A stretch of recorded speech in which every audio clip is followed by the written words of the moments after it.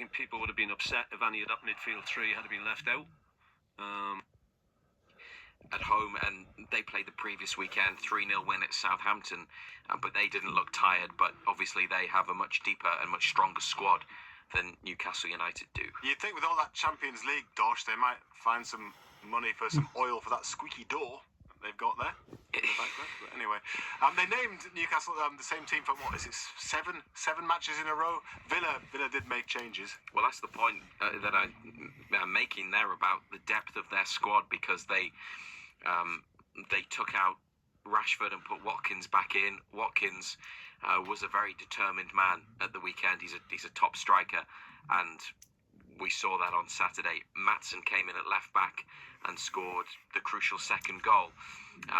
There were other Aston Villa changes beyond that around the team, and then later on they brought on some of the players that were left out and others, and they just have depth that Newcastle don't. They made signings in the January window, whether it was Marco Asensio on loan from PSG, Marcus Rashford on loan from Man United, but Donyell Malen came in from Dortmund. He played against Newcastle in the Champions League last season. He was one of the players that they brought on late on. I mean, their bench was ridiculous, really.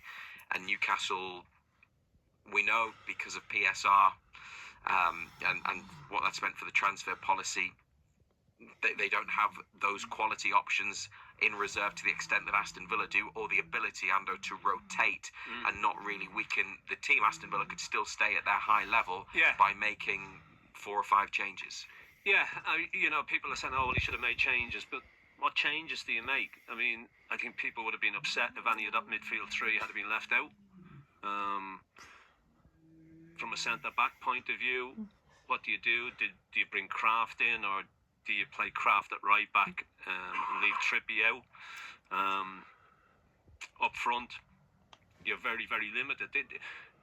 I mean, he could have left Barnes out and brought Gordon in, but to be fair to Barnes, he hasn't played a great deal of football this season, so I don't think you can put tiredness down to Barnes. So do you do it with Murphy?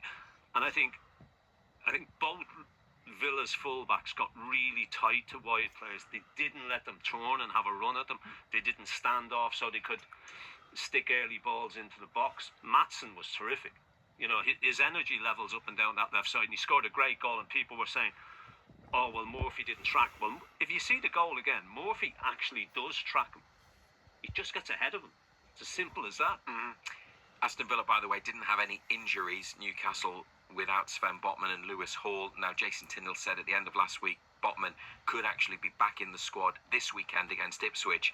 Jamal Lascelles is out still with a long-term injury. So they do have 2 or 3 out, Newcastle. Villa, a full squad, and a great squad full of quality options. Yeah, but, we've had Botman for, 4 games? We keep going on about Botman, but if we're honest with ourselves, he's played 4 games this season. So we haven't had him for a season. The whole situation is different. He's picked up that injury. And just when he was playing really, really well as well, the young man. But it's part and parcel.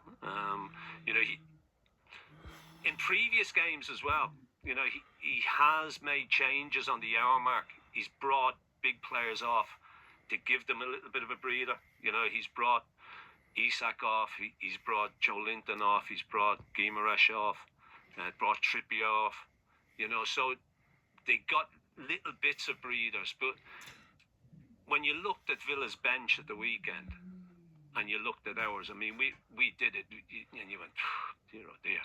It's quite a contrast. Oh yeah. Okay. I mean, and the thing about it as well, Simon, they had game changers on the bench. They had players who could come on. So they really make a huge influence in January. We didn't really have that. Yeah, okay. I mean, Newcastle didn't create many chances. We talked about Sunderland having chances and just missing the target. Newcastle didn't really have many chances at all, did they? No, a few minutes ago we heard some of them there. The Isak shot, Tonali as well, and then the Fabian Schär header. But I think they were their 3 shots on target, because the records only put down 3. Can't remember any more. Aston Villa played a lot of the game, especially the first half, around Newcastle's box, and were very, very dangerous. So again, if you look at those numbers, those statistics, Villa come out on top. I mean, Tielemans ran the show in midfield. He was brilliant. You know, everything went You've always through liked him, haven't you? Yeah, and the thing is, they got him for nothing as well. You know, that's the... You fancied him at Newcastle. Yeah, but he was always their outlet. He was always available, and he started things off. And he was involved all the time. Some of the balls he played in the fourth goal, he's played that little ball through that we defended well, and it comes back to a great finish. But you know, they just have good players all over the pitch, and it was a tough one to take because all of a sudden it brings them back into the equation. That they play tonight as well.